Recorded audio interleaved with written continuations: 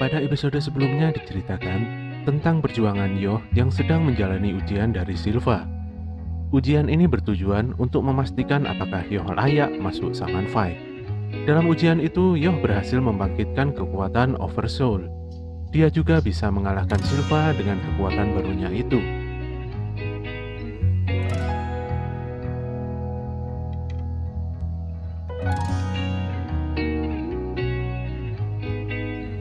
Karena keberhasilannya, dia mendapatkan Oracle Bell dari Silva sebagai tanda kelulusannya untuk mengikuti Shaman Fight. Sebelum memasuki isi cerita, buat kalian yang baru datang, silahkan untuk subscribe channel ini dan nyalakan notifikasinya, supaya tidak ketinggalan info terupdate dari channel ini. Baiklah teman-teman, langsung aja, inilah Shaman King episode 6.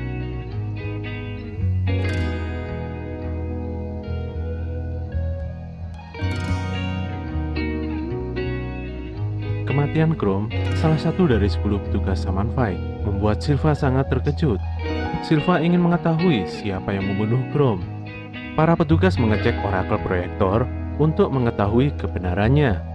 Ternyata pelakunya adalah Tao Ren. Ren menduduki posisi puncak dalam ujian masuk Shaman Fight. Silva nampak geram, tapi tidak bisa berbuat apa-apa. Semua yang terjadi adalah keinginan dari Great Spirit, dan itu tidak bisa ditentang. Shaman King adalah sosok yang memiliki energi spiritual besar. Harusnya yang meninggal merasa bangga demi lahirnya sang raja.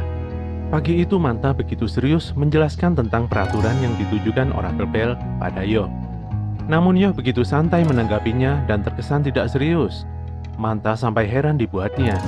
Amidamaru yang tiba-tiba muncul justru tenang. Dia tahu selama Yoh tidak kehilangan rasa percaya diri, maka semuanya akan baik-baik saja. Amidamaru selalu percaya pada kemampuan Yoh. Itulah yang membuatnya selalu sukses dalam setiap pertarungannya. Malamnya, Yoh, Anna, dan Manta tiba di lokasi Shaman Fight, tepatnya di kuil Sunshine. Yoh berganti baju tempur yang diberikan Anna, tapi Yoh malu karena itu baju latihannya waktu masih anak-anak. Anna menjadi marah karena itu adalah baju buatannya. Takut diajar Anna, Yoh dan Manta yang sebenarnya masih terkejut akhirnya memuji-muji baju tempur itu. Tiba-tiba dari atap gedung muncul seseorang. Dialah Horo-Horo dari suku Ainu. Dia terjun dari gedung dengan memakai skateboard. Dia memiliki roh suci Koropokuru bernama Kororo yang sangat imut. Suku Ainu adalah suku yang menggunakan kekuatan shaman untuk berkomunikasi dengan alam.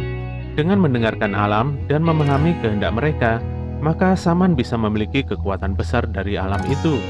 Setelah mengenalkan rohnya, Horo-Horo meminta Yoh untuk mengenalkan roh pendampingnya. Sayangnya dia salah paham duluan dengan mengira Manta adalah seorang roh mirip Koropokuru. Hal ini tidak mengherankan karena Manta memang mirip dengan suku itu. Kororo juga sangat menyukai Manta. Horo-Horo menjadi terbawa suasana hingga akhirnya ia sadar dan marah karena Yoh tidak mau menunjukkan rohnya. Horo-Horo langsung melakukan penyatuan roh dengan Kororo. Dia menggunakan media skateboardnya. Hingga nampaklah Oversoul miliknya. Ia menyerang Yoh namun tidak berhasil. Yoh pun akhirnya mengeluarkan Oversoul-nya. Hitungan mundur Shaman Fight pun dimulai. Horo-Horo sangat berambisi menjadi Shaman King karena ia memiliki impian yang besar. Horo-Horo mengeluarkan serangan es beruntun, namun serangannya bisa dihindari oleh Yoh. Yoh tidak bisa bertarung dengan tenang karena ia ingin tahu apa sih sebenarnya impian dari Horo-Horo. Horo-Horo pun menceritakan impiannya, yaitu membuat taman bunga yang besar untuk melindungi suku Koropokuru. Yoh dan Manta kaget karena habitat Koropokuru hampir tidak ada. Koropokuru menjaga keseimbangan antara manusia dan alam. Beradaannya sangatlah penting. Konyolnya, Yoh sangat tersentuh dan mempersilahkan Horo-Horo untuk menjadi Shaman King. Manta dan Anna mengingatkan Yoh akan tujuannya menjadi Shaman King. Yoh pun sadar, ia tetap ingin menjadi Shaman King. Saat menjadi sang raja, dia tinggal mewujudkan keinginan Horo-Horo. Jadi semuanya sama-sama senang. Kini, Yoh bisa bertarung dengan serius. Dia mematahkan semua serangan Horo-Horo karena pola serangannya sangatlah monoton. Hal ini tidak sebanding dengan pengalaman bertempurnya bersama Amidamaru. Yoh langsung mengeluarkan Shinku Budagiri untuk membalas Horo-Horo. Anna sampai kaget melihat Yoh yang tiba-tiba menjadi kuat. Horo-Horo yang selalu gagal menyerang akhirnya mengakui bahwa Yoh adalah manusia yang kuat. Untuk itu ia memutuskan memakai seluruh energi spiritualnya. Dia mengeluarkan jurus pamukasnya, yaitu teknik es terkuat dari Kuroro yang berupa longsoran salju yang besar. Menghadapi situasi ini, Yoh juga memutuskan memakai seluruh energi spiritualnya. Energi mereka bertabrakan dan membuat ledakan cahaya yang besar. Horo-horo yang sudah merasa menang menjadi terkaget-kaget melihat Yoh yang masih bertahan. Yoh melancarkan serangan terakhirnya, namun ia buat meleset karena horo-horo telah kehabisan semua energi spiritualnya. Ia pun akhirnya tidak bisa menggunakan mode Oversoul. Pertandingan ini akhirnya dimenangkan oleh Asakura Yoh. Esok paginya di rumah, nampak Ryu dan gengnya merayakan kemenangan Yoh. Horo-horo juga nampak datang dan menjadi akrab dengan Yoh. Dia juga memutuskan untuk berteman dan mendukung Yoh sepenuhnya. Sesaat kemudian muncul seorang gadis bernama Pilika yang ternyata adalah adiknya Horo-horo.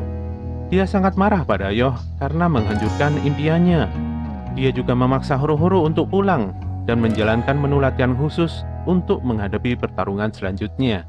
Nasib Horo-horo ternyata sama dengan Yoh, yaitu dipaksa seorang wanita untuk berlatih keras dengan tujuan menjadi Shaman King. Lawan Asakura Yoh selanjutnya telah ditentukan.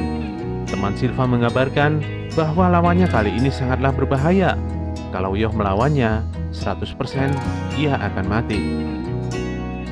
Dan itulah akhir cerita dari Shaman King episode 6. Jangan bosan-bosan untuk terus mengikuti ceritanya ya. Bantu kami untuk terus mengembangkan channel ini dengan klik tombol like, komen, dan subscribe. Apabila info dari channel ini bermanfaat, silahkan kalian bagikan kepada teman-teman kalian ya. Tetap semangat dan sampai jumpa di episode selanjutnya.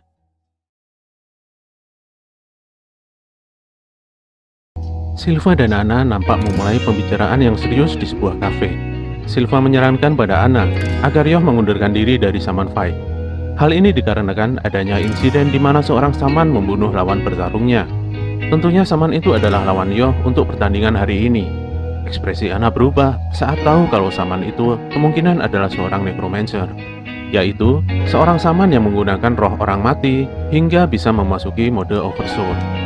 Sementara di tempat lain, hujan turun bersamaan dengan Yoh dan Manta yang sedang menunggu lawan bertarungnya. Tempat pertandingan ini adalah sebuah kuburan dengan lebih dari 4.500 mayat yang dimakamkan tanpa dikremasi. Nampaknya lawan dan tempat pertarungan kali ini sangat tidak menguntungkan untuk Yoh. Tapi, hal itu tidak bisa ditentang, karena itu adalah kemauan dari Great Spirit untuk memaksimalkan potensi dari para Shaman. Saat itu muncullah Faust di hadapan Yoh. Dengan ramah, dia memperkenalkan diri sebagai lawannya hari ini. Namun di balik keramahannya, Amidamaru waspada karena Faust memiliki bau kematian. Hal itu ditepis Faust. Dia beralasan kalau dia adalah seorang dokter. Selain bisa menyembuhkan, tapi tetap saja ada pasien yang meninggal. Faust terus ngoceh tidak jelas tentang manusia dan kematian.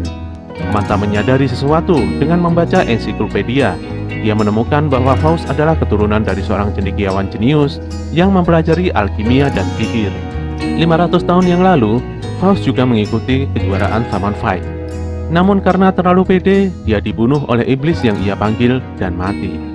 Tiba-tiba muncullah seekor tengkorak anjing dengan membawa sebilah kapak panjang yang diberikan pada Faust. Saat itu keramahan Faust berubah menjadi horor yang mengerikan.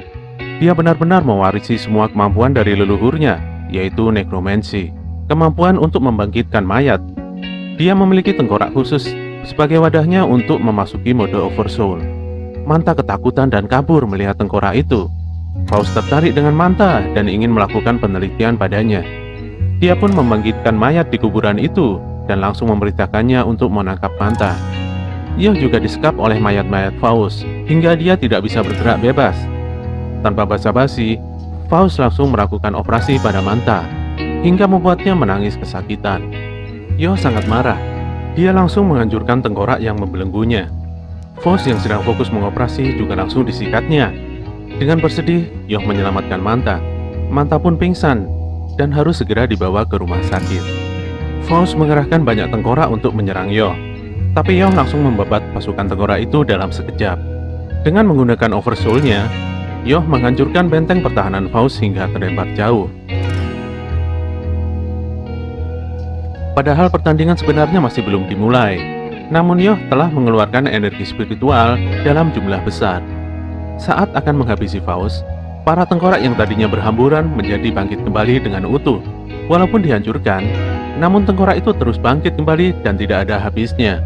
Hal ini sangat menyusahkan Yoh. Dia telah banyak menghabiskan energi spiritual. Lagi pula, Manta harus segera dibawa ke rumah sakit karena kehabisan darah. Yoh mencoba menyerang kembali.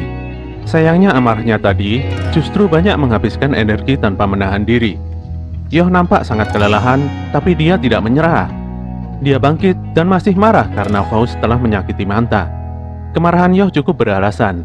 Anna menjelaskan bahwa Manta adalah manusia pertama dan satu-satunya yang telah menjadi teman Yoh. Ternyata selama ini Yoh dijuluki si anak iblis dan dibenci oleh seisi kota. Sebagai bagian dari keluarga Asakura, dia memiliki kekuatan yang sangat luar biasa. Namun di era modern seperti sekarang, dia dikucilkan dan selalu hidup sendirian. Ketika temannya tersakiti, sangat wajar jika Yoh sangat begitu marah. Faust mengeluarkan kekuatan utamanya. Dia membangkitkan tengkoraknya menjadi roh seorang wanita bernama Eliza. Sebenarnya kekuatan Eliza biasa-biasa saja, tapi karena Yoh sudah hampir kehabisan energi spiritualnya, maka ini menjadi sulit. Eliza mulai menyerang Yoh dengan tanpa ekspresi. Dengan kesakitan, Yoh membuat Faust marah besar karena menyebutnya bermain boneka. Wajah tanpa ekspresi Eliza menunjukkan bahwa dia memang hanyalah sebuah boneka tanpa kehendak.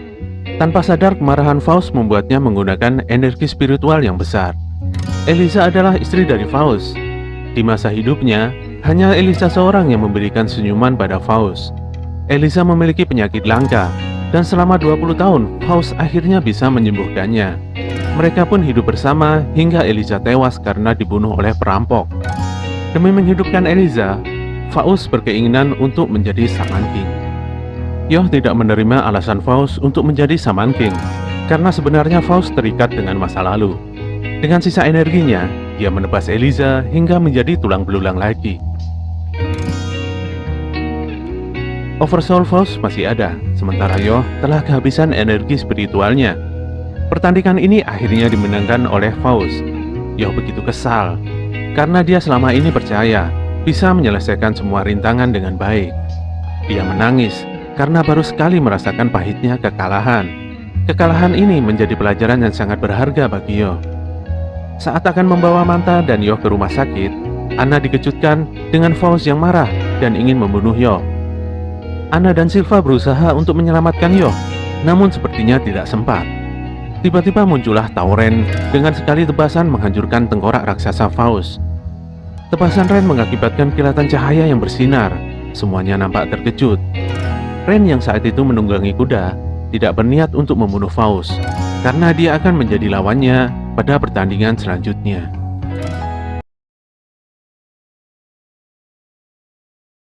Beberapa hari pasca pertandingan antara Yoh dan Faust, Manta masih menjalani proses pengobatan di rumah sakit. Dia nampak kesal karena selalu dipaksa orang tuanya untuk pindah sekolah ke luar negeri. Manoko, adiknya Manta, mengungkapkan bahwa Manta berteman dengan Yoh dan sering bolos les untuk bermain. Manta menjadi kesal sama Manoko. Namun saat itu tiba-tiba ayah Manta datang. Dia menyuruh Tamurazaki, seorang pelayannya, untuk mencari informasi tentang Asakura Yoh. Manta yang merasa ini sudah sangat kelewatan, malah mendapat tamparan keras dari sang ayah. Manta diminta untuk menjauhi Yoh dan fokus belajar saja. Ayahnya juga memaksanya untuk belajar di Amerika karena faktanya Manta adalah calon pemimpin perusahaan energi yang disegani oleh dunia, yaitu Oyamada Company. Di depan mesin minuman, Manta dengan kesal menggumam sendiri. Batinnya bingung memikirkan masa depannya. Sebenarnya yang membuatnya bersemangat adalah impian Yoh saja. Saat akan kembali ke kamar, tanpa sengaja dia menemukan kamar Yoh. Tanpa basa-basi, dia pun langsung memasukinya. Di dalam kamar terlihat Yoh, Amidamaru, dan Anna. Suasana menjadi sangat berat dan tidak nyaman. Yoh yang kalah menjadi kesal dan menyalahkan Manta karena membuat dirinya tertangkap. Dengan keras Yoh mengusir Manta. Dia sudah tidak menganggapnya sebagai teman lagi. Manta sangat sedih. Meskipun orang tuanya memaksa untuk tidak berteman dengan Yoh, namun dia selalu ingin menjalin persahabatan dengannya. Dia pun menangis pergi. Sebenarnya Yoh tidak bermaksud demikian. Yoh hanya tidak ingin Manta terluka. Apalagi lawannya setelah ini adalah Tauren. Yoh menyadari kemampuannya saat ini tidak bisa mengungguli Ren. Oleh karena itu, dia memutuskan untuk pulang ke Izumo dan berlatih dengan serius. Esoknya Manta dan keluarganya telah berada di lobi bandara untuk pergi ke Amerika. Tapi wajahnya terlihat begitu sedih. Selama ini, dia selalu ditekan orang tuanya untuk selalu belajar. Dia pun marah. Selama ini dia tidak nyaman dengan keluarganya. Yang mengajarkan apa arti dari kebahagiaan hanyalah Yoh seorang. Manta pun kabur dan ingin menemui Yoh sekali lagi. Sayangnya dompetnya ketinggalan. Tapi untungnya tanpa sengaja dia bertemu dengan Ryu. Konyolnya, rambut Ryu masih bisa tumbuh, walau masih saja aneh. Sebenarnya Ryu juga ingin ke Amerika untuk belajar memasak, tapi dia malah menawarkan tumpangan pada Manta untuk menemui Yoh di Izumo. Kita beralih ke Yoh. Saat ini dia bersama kakeknya akan menuju lokasi di mana dia akan berlatih meningkatkan energi spiritualnya. Di sini indera keenamnya akan ditempa menjadi lebih kuat. Konon para leluhurnya semua melakukan hal ini untuk meningkatkan kemampuannya sebagai saman. Dia harus melewati lubang alam baka itu selama 7 hari 7 malam.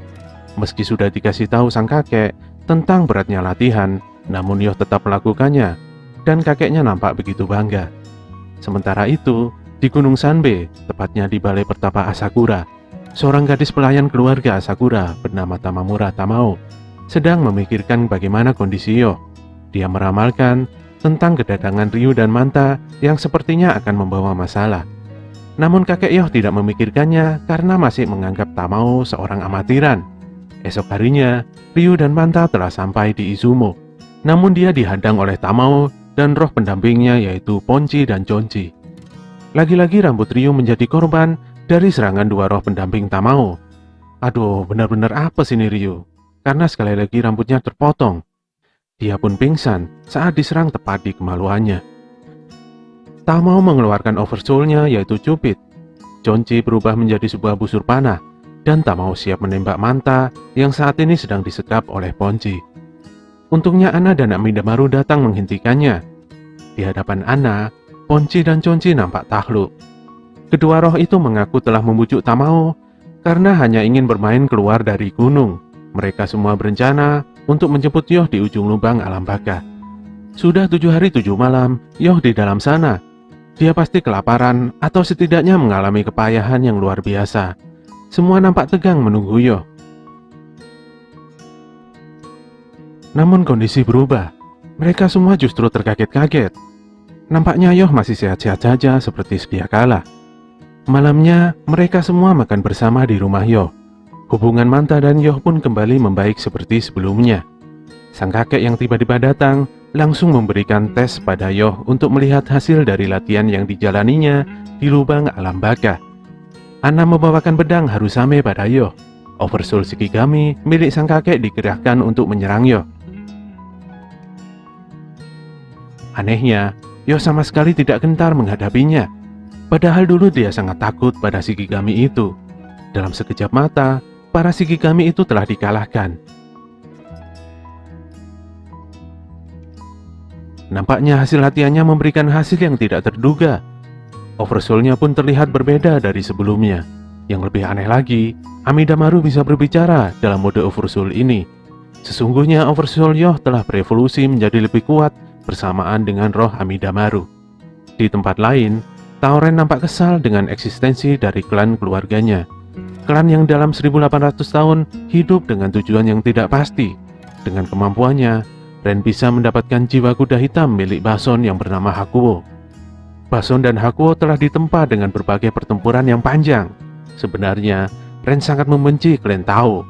Dia juga ingin menuntaskan permasalahan klan Tao dengan menjadi Shaman King.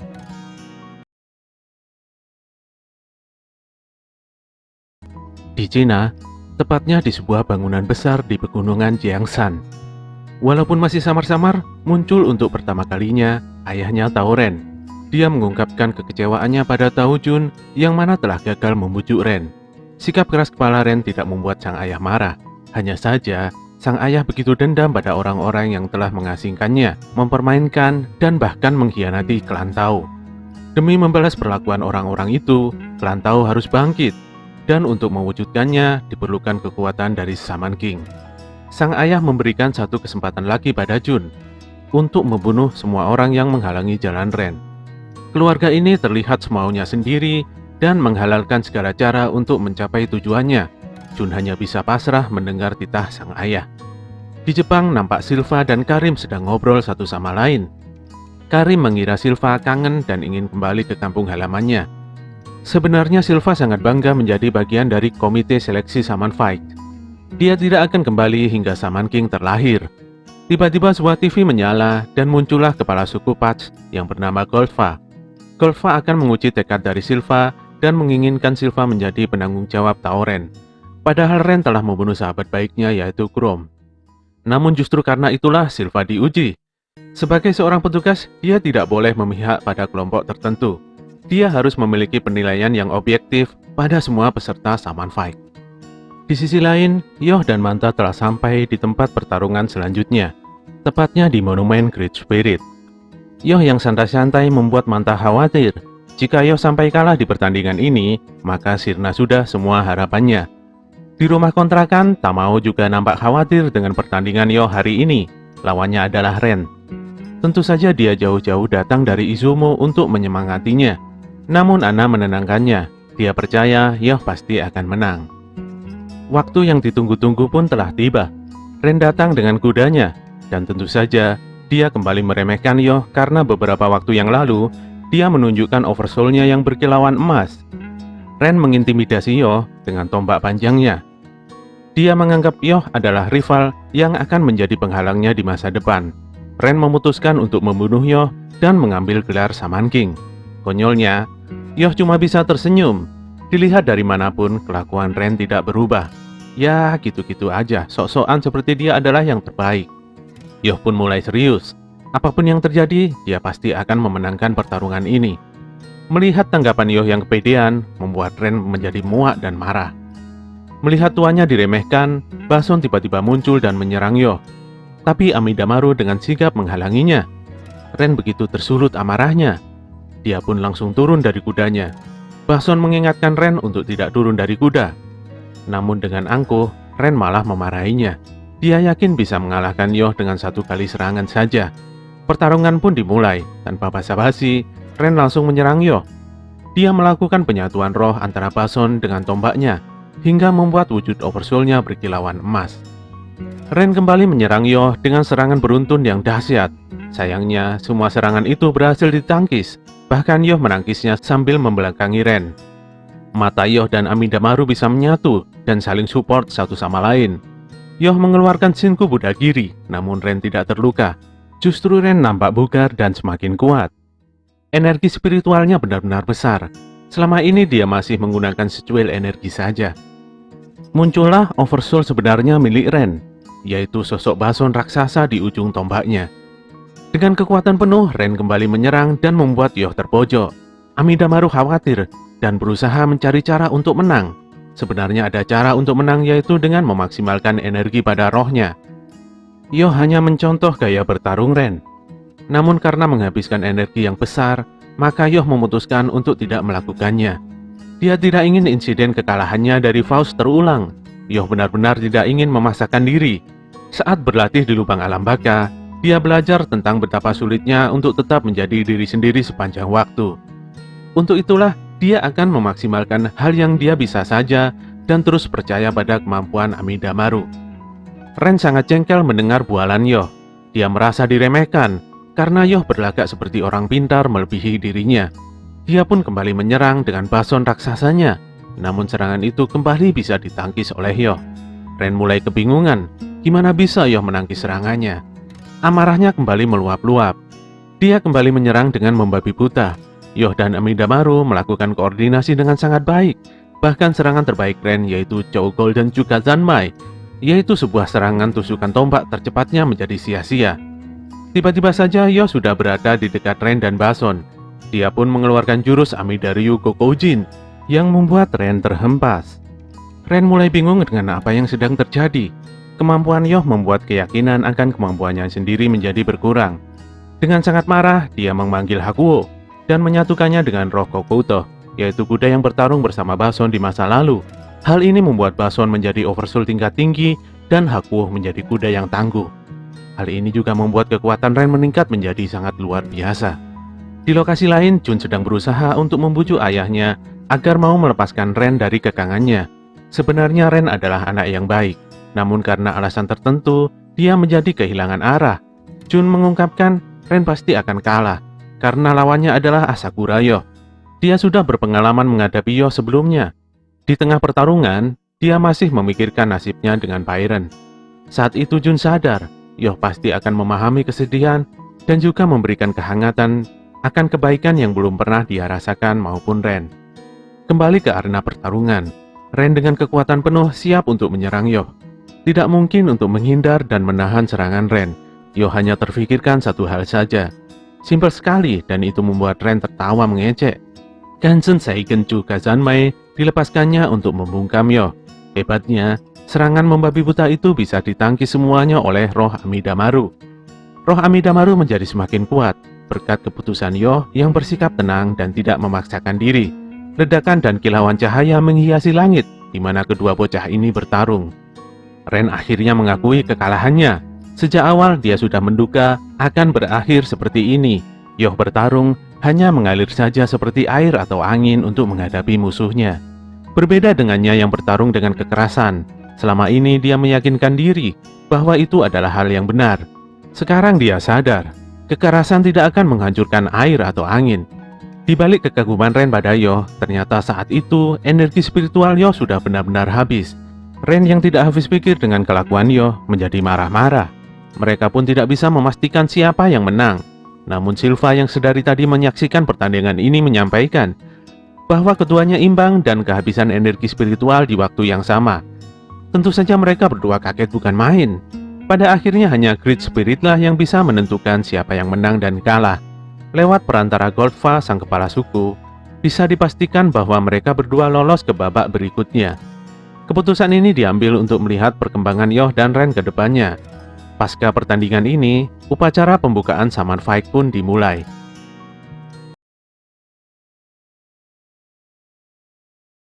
Setelah babak penyisihan, pertandingan perdana Saman Fight akan dimulai dalam 1 bulan lagi. Waktu, tempat, dan lain-lain seperti biasa akan disampaikan melalui Oracle Bell. Pertandingan kali ini akan lebih brutal dari pertandingan pada babak penyisihan. Pada upacara pembukaan ini nampak semua peserta Saman Fight berkumpul dan mereka kelihatannya sangat kuat-kuat. Saat itu Yoh terlihat murung. Keesokan harinya saat di kelas, Yoh masih terlihat melamun seperti sedang memikirkan sesuatu. Ana menanyakan apa yang telah terjadi padanya. Yoh pun mulai bercerita. Dia sebenarnya bingung. Setelah pertarungan melawan Ren, langsung saja ada upacara pembukaan. Ya, dia bingung sendiri. Ini bener apa enggak sih? Ana menyadarkannya bahwa itu semua kenyataan dan langsung menyodorkan latihan neraka istimewa pada Yoh demi menghadapi pertarungan selanjutnya. Suasana di kontrakan Yoh saat itu begitu hidup.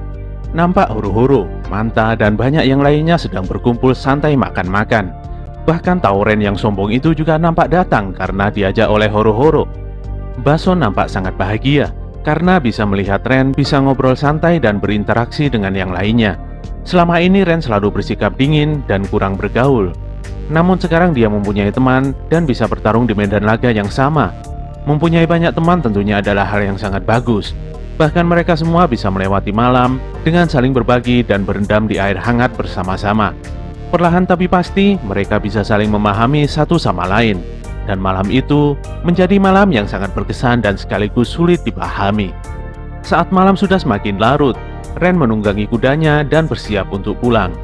Sebenarnya tujuan dia datang adalah untuk mengungkapkan rasa hormatnya pada Yoh. Ren yang tidak mempunyai waktu bersantai seperti Yoh berencana untuk pulang ke kampung halamannya di Cina dan menyelesaikan urusan yang mengganjal di hatinya. Ren juga masih bingung tujuannya setelah itu mau gimana. Yang pasti, Yoh adalah satu-satunya orang yang bisa mengalahkannya. Jadi suatu hari nanti, dia pasti akan mengalahkan Yoh di medan pertempuran yang lain.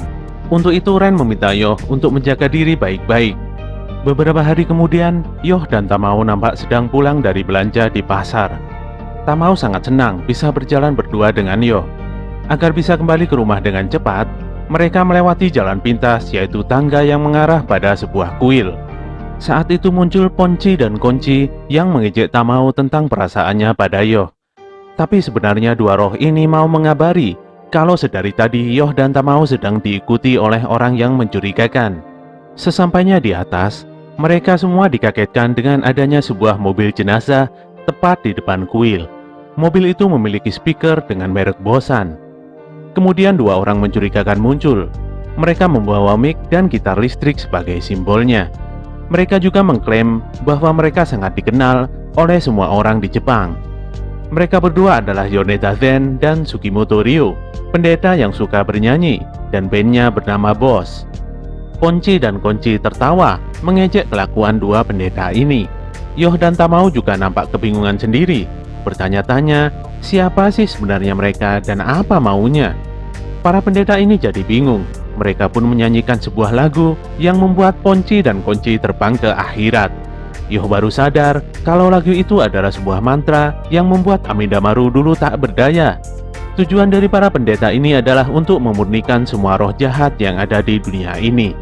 Kedua pendeta ini ternyata adalah peserta dari Saman Fight. Melihat pertandingan Yoh dan Ren di penyisian beberapa waktu yang lalu, membuat mereka berpikir bahwa Yoh akan menjadi penghalangnya. Jadi sekarang mereka mau menghancurkan Yoh. Zen mengeluarkan rohnya, yaitu Chimimoryo. Roh yang lupa seperti apa wujudnya dulu. Dengan cepat Chimimoryo mengambil barang dari Yoh di mana Amidamaru bersembunyi. Yoh yang menyadarinya menjadi marah dan meminta barangnya untuk dikembalikan. Zen dan Ryo berpikir bahwa seorang saman tanpa roh itu tidak ada gunanya sama sekali. Saat akan merebut kembali Amidamaru, para Chimimoryo langsung mengepung dan menjatuhkan Yoh. Yoh benar-benar dibuat sangat marah karena Zen dan Ryo masih saja meremehkannya dan menuduh Amidamaru sebagai roh yang jahat. Zen dan Ryo berencana pergi, namun Yoh yang marah tidak membiarkan hal itu terjadi. Dia mengeluarkan energi spiritual yang sangat besar hingga membuat Chimimoryo meledak hancur berhamburan. Kedua pendeta itu pun benar-benar terkejut. Mereka mengakui kalau Yoh adalah saman yang kuat. Mengambil Amidamaru nampaknya masih belum cukup untuk mengalahkan Yoh. Para pendeta itu pun berencana menghancurkan Yoh secara langsung. Mereka mengeluarkan jurus andalannya dengan mengerahkan Chimimoryo yang sangat banyak. Tapi nampaknya hal itu sia-sia saja karena Yoh bisa menerjang semua roh itu dan meledakkannya. Namun demikian, serangan Chimimoryo yang banyak membuat Yoh kewalahan sendiri. Hingga tiba-tiba para Chimimoryo itu hancur sendiri tanpa sebab. Ternyata yang menghancurkannya adalah Ryu. Keributan di luar membuatnya keluar dari kuil dengan membawa pedang kayunya. Penampilannya benar-benar sangat keren. Sayangnya, jambulnya itu loh yang 3 lapis. Kan kampret itu namanya. Yoh yang terkaget-kaget bertanya, apa yang dilakukan Ryu di tempat seperti ini? Ryu menjelaskan bahwa dia sekarang telah menjadi seorang saman. Saat di Izumo, ternyata Ryu tidak santai-santai. Dia berguru pada kakek Yoh dan berkembang dengan sangat cepat. Pendeta Zen dan Ryo sangat sebal karena Ryu mencampuri urusan mereka. Ryu yang sudah overpower langsung menantang mereka dan membelah mobil jenazah sang pendeta menjadi 2 bagian. Melihat kekuatan Ryu, para pendeta itu pun lari tunggang langgang dan akan melaporkan hal ini pada bosnya yaitu Hao. Di sisi lain, muncul Perdana Asakura Hao, saudara kembarnya Yoh yang pada episode pertama dibawa kabur oleh Om Yoji Agung yang jahat sesaat setelah dilahirkan. Manta sangat terkejut dan dia tidak menyangka Ryu bakalan menjadi seorang saman. Bahkan Ryu sebenarnya telah masuk nominasi peserta Saman Fight dan memamerkan Oracle Bell miliknya. Ryu juga ada di acara pembukaan Saman Fight beberapa hari yang lalu. Melihat Ryu yang melewati semua rintangan dengan mudah, membuat Yoh merasa dipecundangi. Apalagi ternyata roh pendamping Ryu adalah si Tokagero. Namun yang pasti, Yoh merasa sangat senang karena bisa mempunyai banyak teman. Di tempat lain, Ren sedang melakukan perjalanannya ke Cina dengan menaiki kereta api. Bason mengkhawatirkan kondisi Ren yang sedang murung. Tiba-tiba saja ada seorang nenek yang mengajaknya ngobrol dan memberikan sebuah bakpao agar dia ceria. Bason takut terjadi apa-apa sama si nenek. Soalnya suasana hati Ren sedang buruk. Untungnya Ren menurut saja, mengambil bakpao dan memakannya. Suasana hatinya langsung membaik. Dia yang dulunya sangat membenci semua orang, bahkan klannya sendiri, menjadi tidak tahu apa sebenarnya tujuannya sekarang. Setelah bertemu dengan Yoh, dia sadar bahwa yang dilakukannya selama ini adalah kesalahan. Dia memantapkan dirinya untuk terus maju dan membereskan kegundahan hatinya dengan mengalahkan ayahnya sendiri. Sesampainya di tanah kelahirannya, Ren sudah dihadang oleh zombie gelantau yang banyak. Dia tidak gentar. Bersama Bason, dia siap bertarung menghadapi semuanya. Oke teman-teman semua, itulah akhir cerita dari Shaman King episode 10. Semoga bisa mengisi waktu luang kalian yang gabut dan gak jelas. Kritik dan saran akan selalu kami tunggu demi kebaikan channel ini. Bantu kami untuk terus mengembangkan channel ini dengan klik tombol like, komen, dan subscribe. Apabila info dari channel ini bermanfaat, silahkan kalian bagikan kepada teman-teman kalian ya. Tetap semangat dan sampai jumpa di episode berikutnya.